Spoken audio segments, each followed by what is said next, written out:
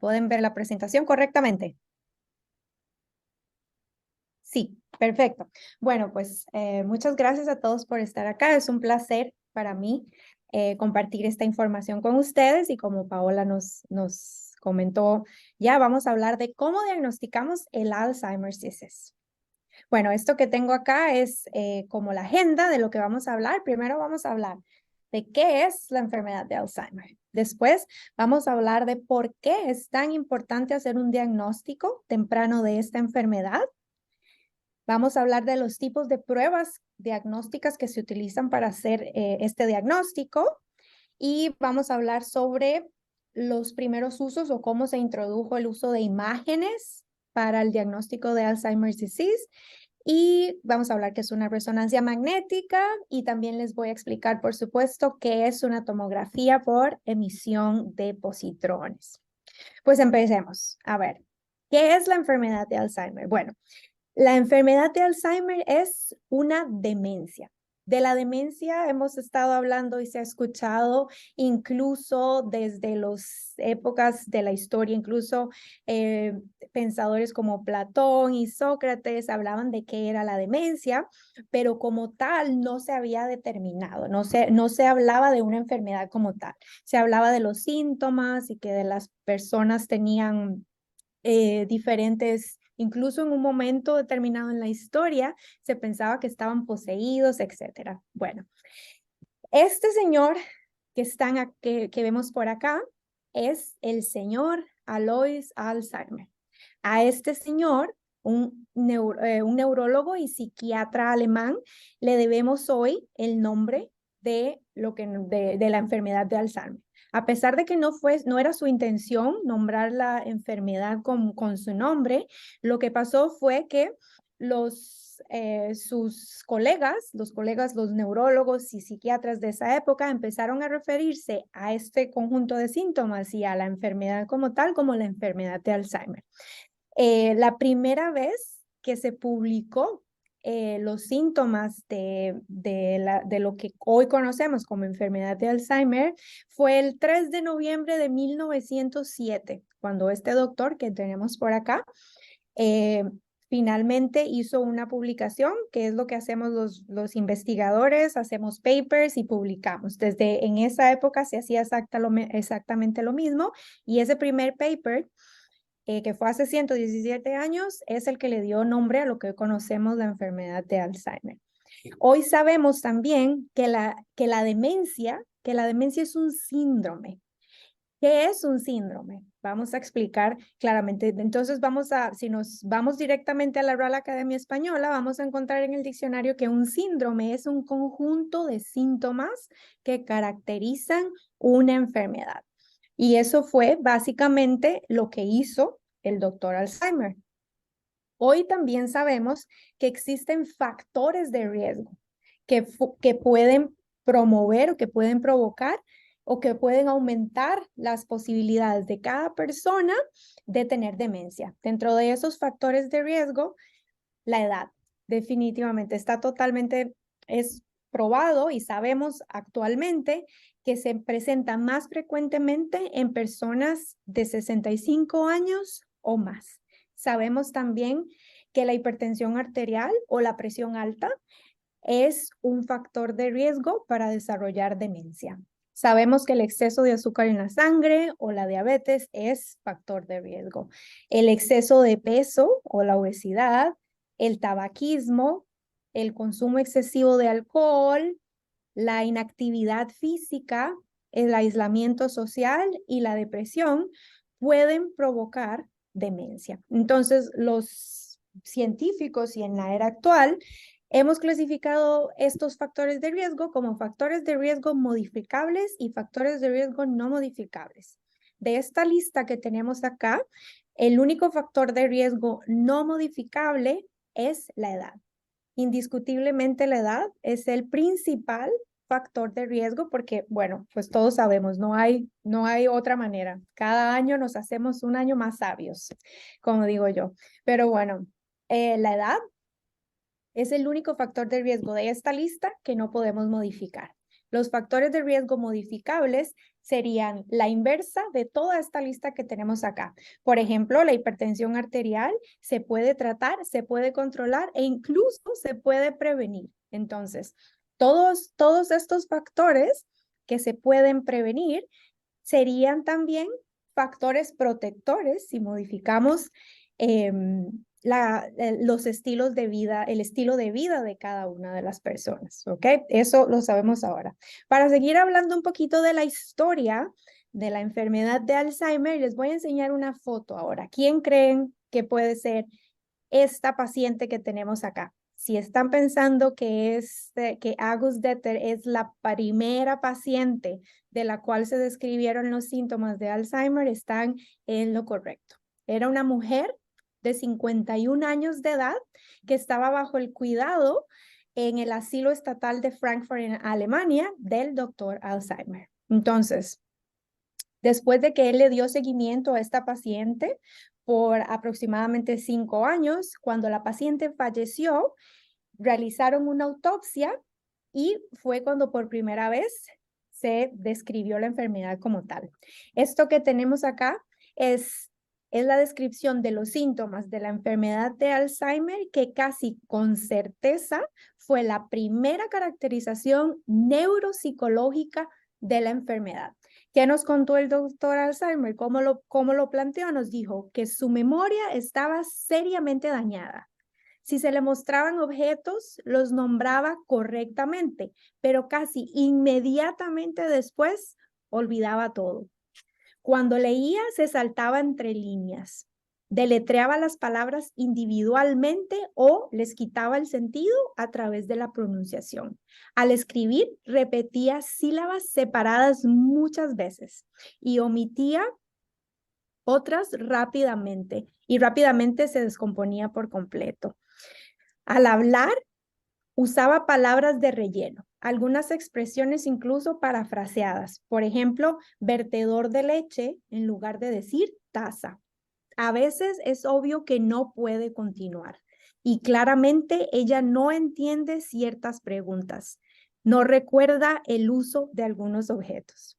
Esta es definitivamente lo que creemos que fue la primera descripción de lo que hoy conocemos como la enfermedad de Alzheimer como tal. Actualmente sabemos que la Academia Americana de Neurología ha dividido los síntomas en síntomas leves, síntomas moderados y síntomas severos. ¿Qué son los síntomas leves? En los síntomas leves encontramos que pueden extraviar artículos, que pueden olvidar citas, que pueden tener problemas ocasionalmente para encontrar palabras al hablar, que tienen dificultad con los pasatiempos, las cosas que inicialmente eran sencillas o de diario, empiezan a presentar cierta dificultad para las personas que pueden presentar ansiedad, depresión o irritabilidad leve, y uno de los síntomas iniciales también es empezar a tener problemas con el sueño, empezar a tener dificultad para estar dormido, para mantener el sueño. Dentro de los síntomas moderados, tenemos dificultad para conducir en áreas familiares, manejar o conducir en áreas en el mismo lugar donde siempre han vivido, pueden perderse, se desubican en el espacio, pueden presentar problemas para sus pasatiempos. En este momento empiezan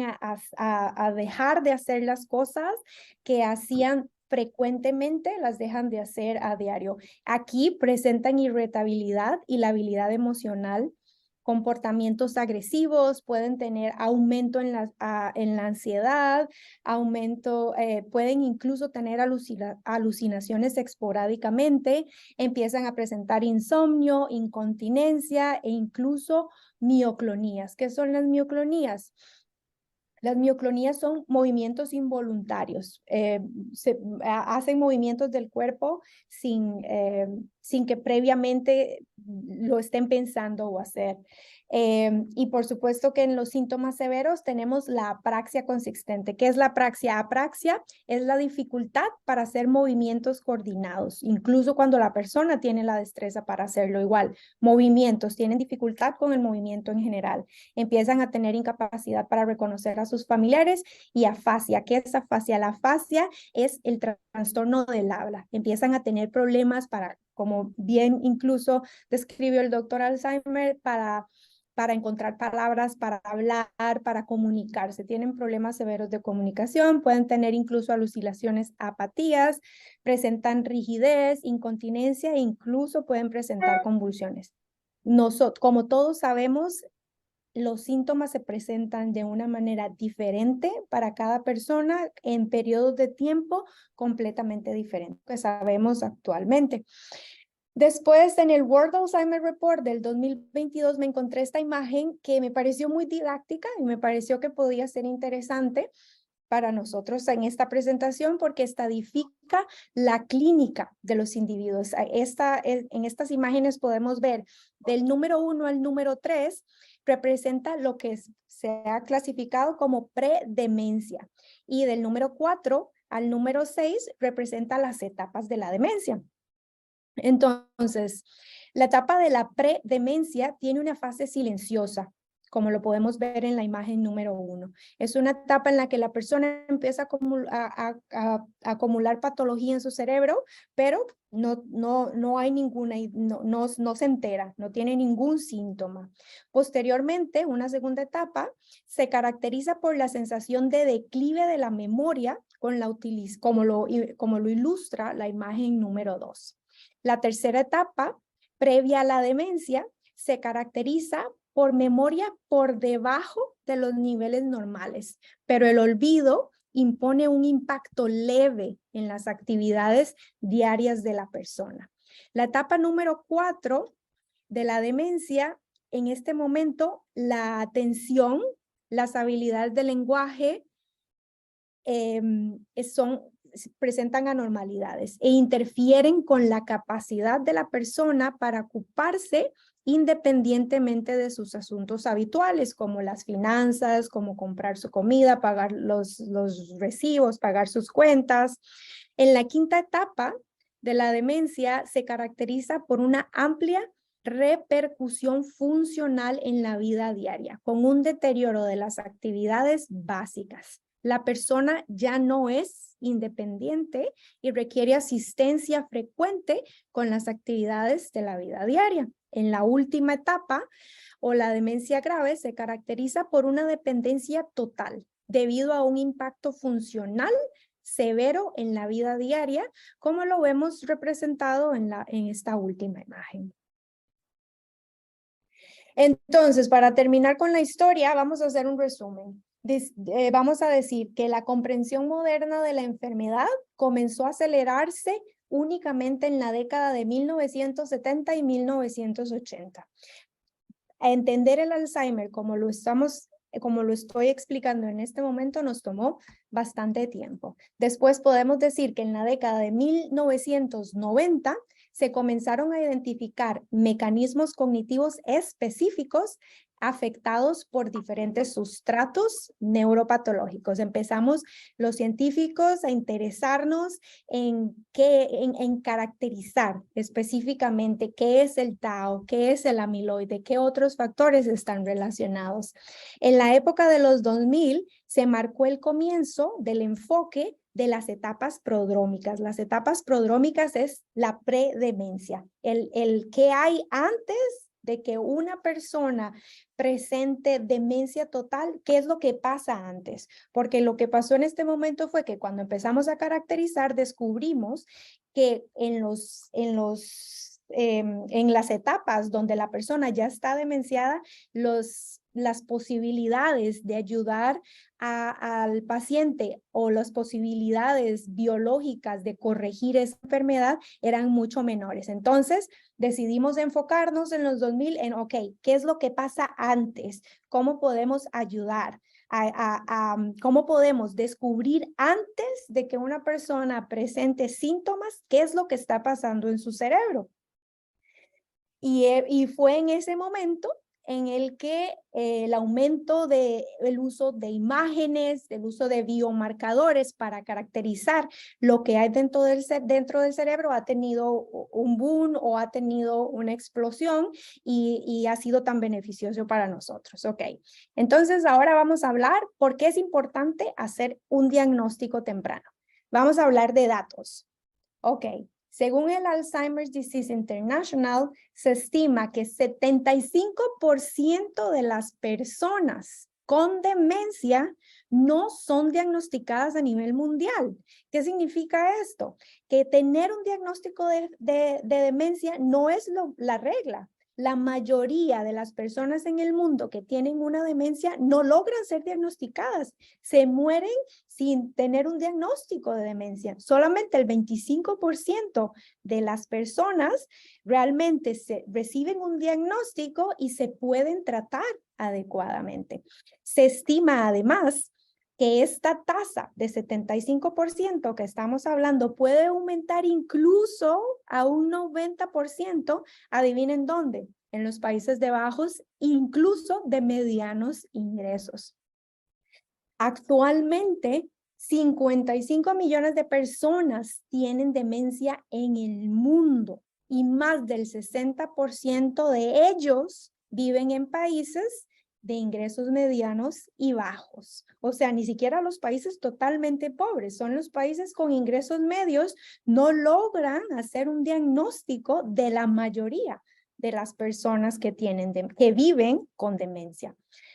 En la actualidad, la demencia es la séptima causa de muerte y es una de las principales causas de discapacidad y de dependencia entre las personas de edad adulta en el mundo entero.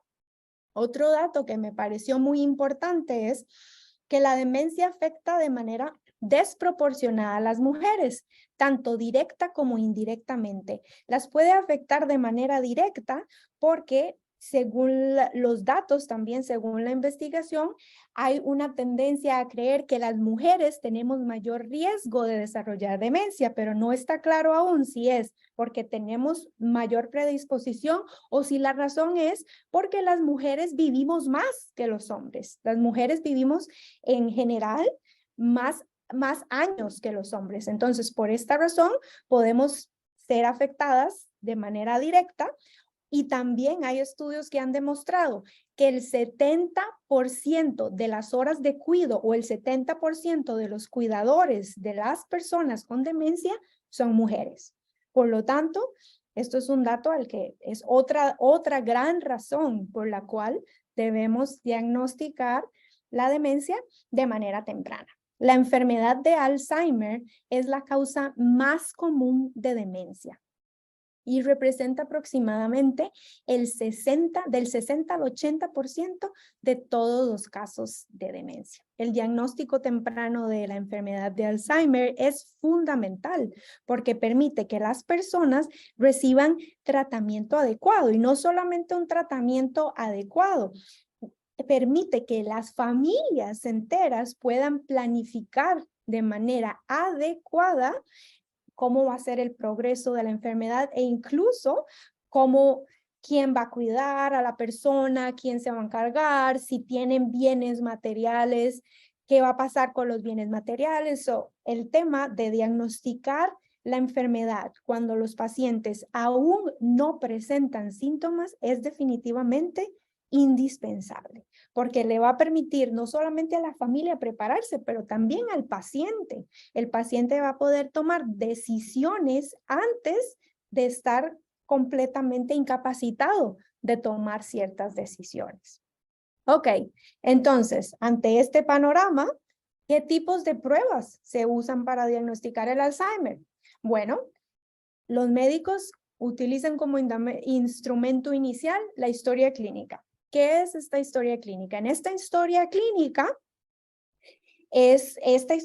es cuando el paciente viene y el médico le va a empezar a preguntar todas estas cosas que han pasado, es la historia médica de su familia, le van a preguntar si en su familia hay hipertensión o presión alta, si hay azúcar en la sangre, si alguien en su familia ha padecido de alguna demencia antes, si ha padecido de enfermedades del corazón, etcétera. Todas esas preguntas que inicialmente tiene que hacer un médico, hace esta historia que es fundamental. Esta historia clínica es fundamental para poder caracterizar a cada uno de los pacientes. Después de la historia clínica van a realizar un examen físico. En este examen físico, ¿qué va a buscar el médico? El médico va a buscar cómo va a fijarse en cómo camina el paciente, va a fijarse, va a prestar atención cómo le está hablando el paciente, para ver si hay alteraciones de alguno de estos tipos, va a revisar que su corazón, cómo se escucha, va a revisar la piel, va a hacer un examen completo, un examen físico exhaustivo. Después del examen físico vienen las pruebas de laboratorio. Las pruebas de laboratorio se consideran una prueba invasiva, porque para realizar estas pruebas de laboratorio necesitamos sacar sangre, ¿cierto? Y en estas pruebas de laboratorio, que son muy importantes también, ¿qué van a buscar? Se va a buscar, bueno, se van a revisar el azúcar, la glucosa, el colesterol, todas las cosas básicas, y además se van a revisar algunas vitaminas como la vitamina B12, que puede ser una causa de demencia si no se encuentra en los niveles normales en el cuerpo. Otra prueba que es una prueba específica para la enfermedad de Alzheimer, que también se analiza en los laboratorios, es la punción lumbar.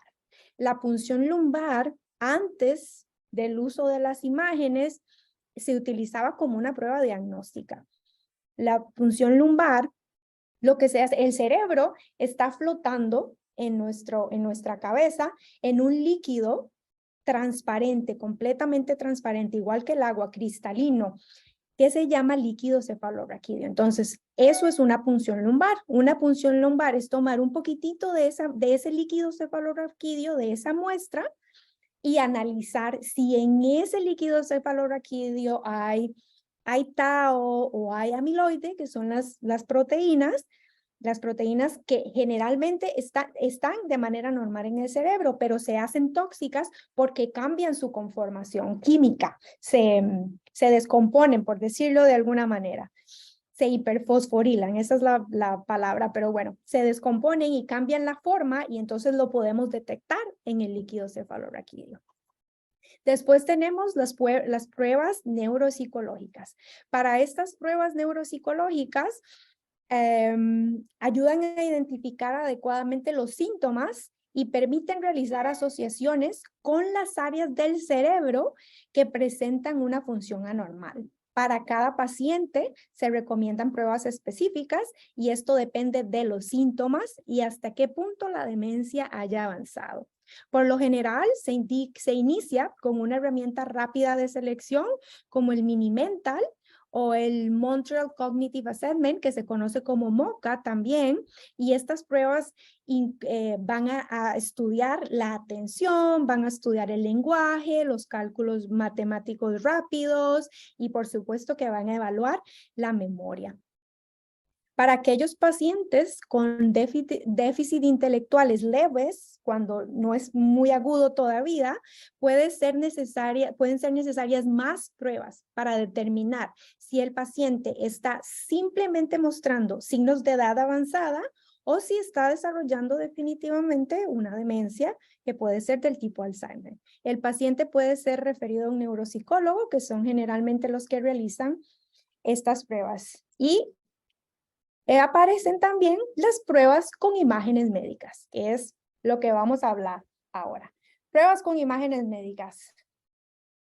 De las pruebas con imágenes médicas, para remontarnos también un poquito en la historia, inicialmente estas pruebas no eran diagnósticas. ¿A qué nos referimos con que no eran diagnósticas? No se utilizaban para determinar si había o no había Alzheimer y no se utilizaban para determinar qué tan leve o moderado o severo puede ser el Alzheimer. Se utilizaban únicamente para descartar como diagnóstico diferencial de alguna otra enfermedad o de alguna otra cosa que pudiera provocar Alzheimer. Como Otra cosa como ¿qué? Otra cosa como un tumor, otra cosa como una hemorragia, otra cosa como un ictus, cosas que pudieran causar que pudieran afectar algunas áreas del cerebro que fueran las que estuvieran presentando los síntomas. Ese era el uso inicial. Inicialmente se usaba la tomografía la tomografía computarizada y la resonancia magnética, se utilizaban todos de esa manera. ¿Por qué eran solamente de esa manera? Porque la resolución, porque la forma en la que nosotros podíamos ver las fotos, que básicamente es lo que estas máquinas hacen, tomar fotos consecutivas de nuestro cerebro, no tenían suficiente resolución para enseñarnos qué era lo que exactamente estaba pasando en el cerebro. Entonces, vamos a ver, ¿qué es una tomografía computarizada? Una tomografía computarizada son rayos X. Es básicamente en esta forma de donita, esta dona que hay aquí, aquí se pone el paciente y son rayos X que van a tomar fotos en la cabeza. Aquí sí hay un poquito de irradiación en la tomografía porque usa radiación. Es como lo mismo cuando uno se quiebra un brazo, que le hacen una radiografía, es básicamente lo mismo, solamente que de esta manera un poquito más moderna y más específica y nos permite ver diferentes planos más seguidos de el cerebro, de lo que está ocurriendo en el cerebro. Sin embargo, esta resolución no es todavía lo que necesitábamos para ver qué estaba exactamente pasando ahí. La tomografía también se puede hacer con contraste, pero ese es otro tema del que podemos hablar luego. El contraste ayudó a que la resolución fuera un poquitito mejor en la tomografía, pero ¿por qué habríamos de irradiar a un paciente si tenemos la resonancia magnética en este momento? Una de las cosas que quiero aclarar y que es importante ahora de hablar en este momento es la resonancia magnética no tiene ninguna irradiación. El paciente recibe 0 irradiación con una resonancia magnética, porque la resonancia magnética no funciona con rayos X. La resonancia magnética, como ven, se parece bastante. En la maquinita, por si no la conocían, se parece bastante a la tomografía, pero es completamente diferente adentro. Esta tomografía funciona con imanes y lo que hace es un montón de ciencia, de física aquí, porque lo que hace es alinear electrones y produce densidades, etcétera, etcétera. Pero entonces, ¿qué es lo que a nosotros nos importa en este momento? Que no produce, no le da ninguna radiación al paciente.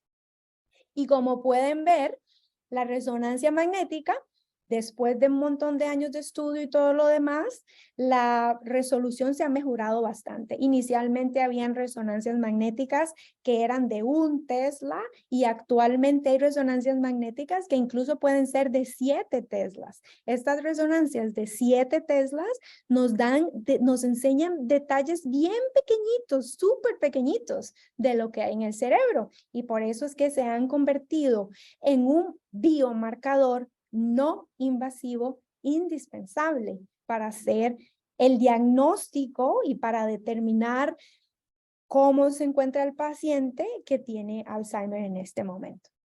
Además de la resonancia magnética, como podemos ver hasta aquí, la resonancia magnética es todo en blanco y negro, pero la ciencia continúa avanzando y como les estaba explicando, el tau, aquí tenemos esta imagen la puse aquí para explicarles. Esto que ven aquí es el amiloide que es una de las proteínas que sabemos que se descompone en el cuerpo y ocasiona, o creemos que ocasiona la enfermedad de Alzheimer. Como vemos aquí, esta es una normal y esto es lo que le pasa. Se le suelta esto, se hace esto y se hacen tóxicas para el cerebro.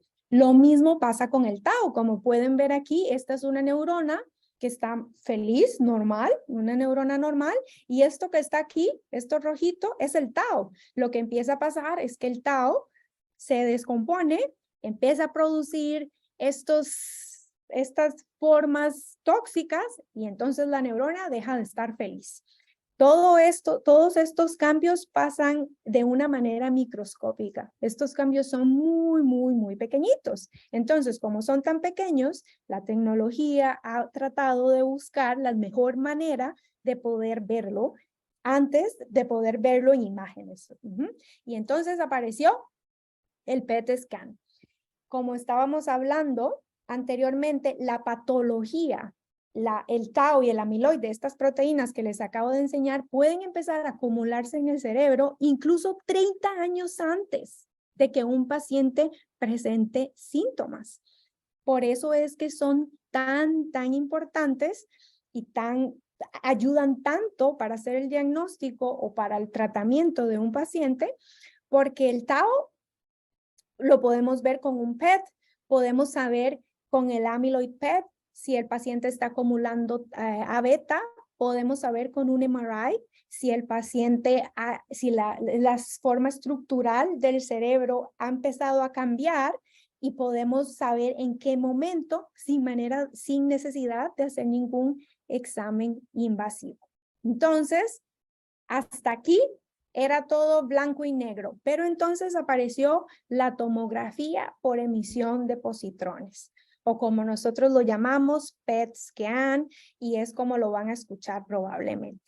El PET es básicamente, se hace en exactamente la misma MRI, en la misma máquina de un MRI.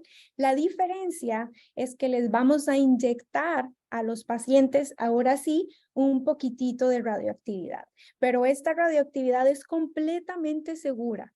La dosis que se le inyecta al paciente es diferente dependiendo de para qué sea el estudio y dependiendo del trazador que se esté utilizando en el momento, pero es muy pequeña, es una dosis muy pequeña. Estas dosis primero se probaron en animales y nos asegurábamos de que fueran seguras para los animales, y después nos aseguramos doblemente de que si era seguro en los animales, igual iba a ser segura para los humanos. De estos trazadores hay bastantes en este momento, y muchos de ellos incluso han sido aprobados por la FDA, por la Food Administration Drug de los Estados Unidos, que como todos sabemos, es la entidad que se encarga de velar por la seguridad de todos los medicamentos que consumen las personas en los Estados Unidos.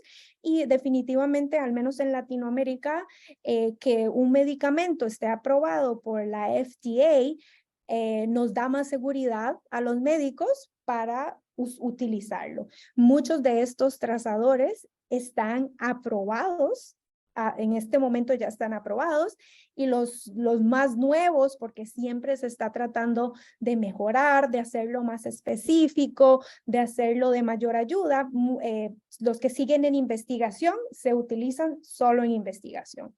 Así que son bastante seguros. Como les contaba, el primero que apareció, el primer trazador que se diseñó fue para ver amiloide, la proteína que les enseñé hace un ratito y que les contaba que es una de las proteínas que encontramos en los pacientes que tienen Alzheimer.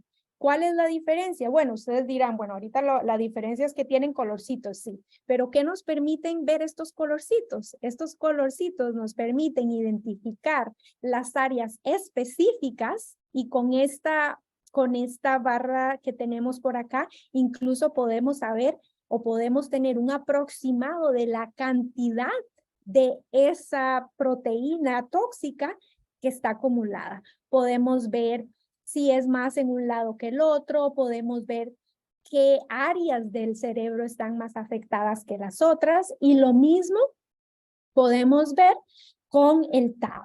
Exactamente funciona de la misma manera. Como ven, este es el cerebro de un paciente que no tiene tau, no tiene colorcitos, es solamente blanco. Pero si vemos el de un paciente que tiene Alzheimer, este paciente podemos decir que tiene más tau en el lado derecho que en el lado izquierdo. Podemos decir que la parte visual del cerebro, que es esta que está aquí, está más comprometida en el área derecha que en el área izquierda, etcétera. Muchísimas ventajas nos da el tau sobre la resonancia, el PET sobre la resonancia, perdón, porque nos permite localizar áreas específicas. Bueno, como les comentaba, el PET se hace en una resonancia magnética. La diferencia es simplemente que se inyecta.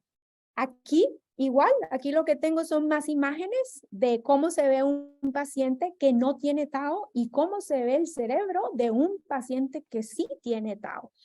Una de las ventajas del PET es que es muy invasivo. No tenemos que sacar sangre ni tenemos que hacer nada. Es una imagen. Lo único que les vamos a poner es el trazador. Por supuesto que los trazadores requieren de cierta seguridad y pueden tener también efectos secundarios, por decirlo de alguna manera. Los trazadores hay que asegurarse de que antes de ponerle un trazador a un paciente, hay que asegurarse de que los riñones estén funcionando bien, porque este trazador lo expulsamos por la orina. Si los riñones están funcionando correctamente, no hay ningún problema. Les ponemos el trazador al paciente y 1 hora después, el paciente va a orinar ese trazador y punto. Ni historia, ni secuela de que el paciente tuvo ese trazador dentro de su organismo. Y bueno, ya para terminar, esta es una foto de mi equipo de trabajo y muchas gracias por su atención. Estoy lista para todas las preguntas que puedan tener. Muchas gracias, Roberto.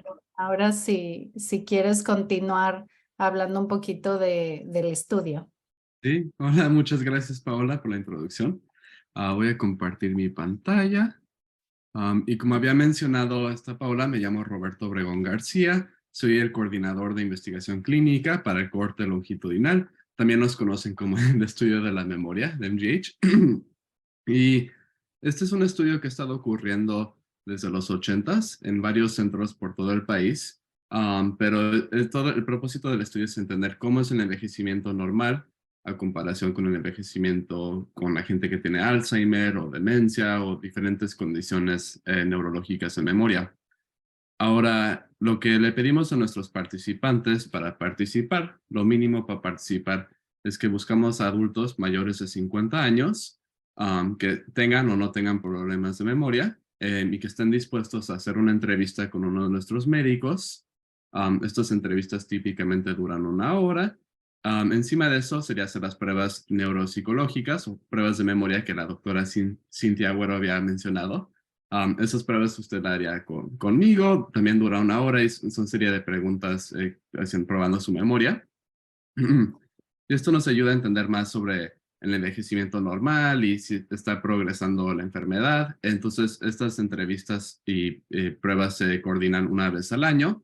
Yo sería la persona que le hablaría anualmente para coordinar su visita. Acomodamos para hacerlo en persona o por videollamada, dependiendo de su disponibilidad. Pero si decide ir en persona, nosotros ofrecemos el transporte. Y encima de eso también le pedimos a cada participante que tenga un informante o pareja de estudio, que simplemente lo que es alguien que sea cercano a usted, puede ser un familiar, un amigo, un hijo, un vecino, que esté dispuesto a llenar formularios sobre usted y decir cómo le está yendo, ya que cuando uno va envejeciendo a veces no se da cuenta de ciertas cosas que le está costando más en términos de su memoria. Entonces, cada uno, los formularios típicamente duran como 20 minutos en llenar, pero compensamos al participante y a su pareja de estudio cada uno por haber hecho todo. Um, Encima de eso, bueno, ya platiqué de lo mínimo para participar, pero claro, hay más opciones para participar en nuestro estudio.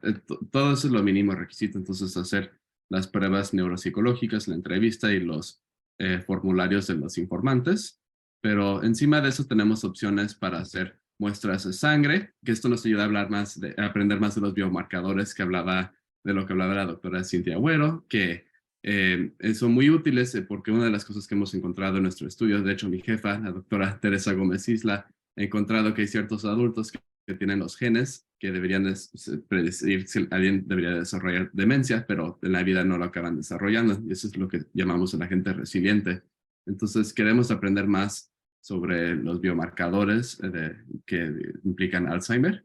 También tenemos la opción de hacer resonancias magnéticas. Y uno a lo mejor se estaría preguntando, ¿cuándo acaba el estudio? ¿Cuántos años son de compromiso? Y a veces bromeamos que es como un tipo de matrimonio, así de que puede seguir en el estudio hasta que uno fallece. Entonces, también existe la opción de donar cerebro. Claro, nada de eso es requisito para participar, pero queremos abrirle las más opciones posibles a la gente para que puedan participar. Y la más información que coleccionamos de un individuo, aprendemos más sobre su vida y podemos ayudar a las generaciones siguientes con esta enfermedad terrible. Pero sí, eso era todo lo que tenía que mencionar sobre el estudio. Aquí había puesto mi información, el número de teléfono de mi oficina con mi correo electrónico. Si tienen alguna duda o pregunta o interés, por favor, igual lo podemos poner en el chat. Sí, perfecto. Pero sí, eso es todo lo que tenía que para presentar sobre el estudio. Muchas gracias, Roberto. Igual ya puse tus datos en el chat por si alguien de ustedes tiene interés. También cabe decir que se le da una compensación por las visitas que usted completa en el estudio y como dijo Roberto, también se le ofrece transporte, que eso también es muy importante. Ahora vamos a finalizar nuestra sesión y luego vamos a ir a la sesión de preguntas. Tenemos como invitada a la señora Iris Coloma. Ella nos va a hablar acerca de su experiencia en este estudio, porque ella justamente ha estado participando mucho en investigación de Alzheimer. Así que, señora Iris, si se quiere presentar para que los otros la conozcan y también hablarnos un poquito acerca de qué es participar en investigación. Hola, buenas tardes. Muchísimas gracias. Quería compartir con ustedes mi experiencia sobre participar en estas investigaciones. Yo me llamo Iris Coloma Gaines y soy la mayor de 5 hijas de 2 inmigrantes peruanos. Mi mamá y mi papá son del Perú. Mi mami, lamentablemente, el verano pasado la diagnosticaron con Alzheimer's. Y aunque sea el diagnóstico fue un diagnóstico temprano, pero sí, mi mami la tenemos en muchas actividades y estamos tomando todas las recomendaciones de los médicos, pero aún así nosotros podemos ver que ella va deteriorando casi por semana a semana, vamos que ella está empeorando, ¿no? Pero cuando recibimos el diagnóstico fue bien difícil para nosotros y lo primero que yo y mis hermanas tengo 3 hermanas, todas somos mayores de 50 años, entonces nos interesó muchísimo las investigaciones que estaban haciendo y todo el research, porque a nosotros nos interesa mucho que esta enfermedad se podría encontrar una cura. Ahorita todo lo que existe es una pastillita que puede que da como, hace que la enfermedad no avance tan rápido, lo hace avanzar más lentamente, pero de todos modos no es una cura. Y aunque sí lo hace lentamente, para nosotros no es tan lento porque vemos los cambios en mi mami todas las semanas. Para mí el estudio ha sido muy agradable en el sentido de que todas las personas que trabajan en el estudio, incluyendo Roberto y todas las otras personas, muy gentiles, muy quieren acomodarnos en cualquier manera necesaria para poder hacer nuestra experiencia mucho más fácil, agradable.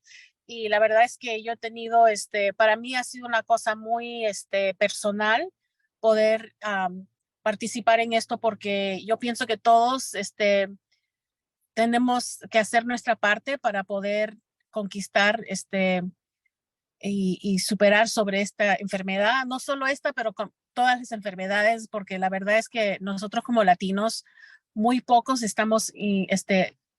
somos parte de estos estudios y es bien necesario que lo seamos para poder para nuestra comunidad encontrar y descubrir más curas y cosas buenas y para mejorar nuestras vidas de nosotros y nuestros seres queridos. Yo estoy también contenta de responder a cualquier pregunta que ustedes tengan. pero recomiendo altamente que participen en esos estudios porque la verdad es que se necesita, pero aparte de eso que el equipo lo hace muy fácil participar. Y aunque yo, por ejemplo, odio las agujas, yo dejé que me saquen sangre porque para mí es algo bien importante y, como les digo, bien personal. Muchísimas gracias por su tiempo. Muchísimas gracias, Iris. Christine, I think you can stop the recording now.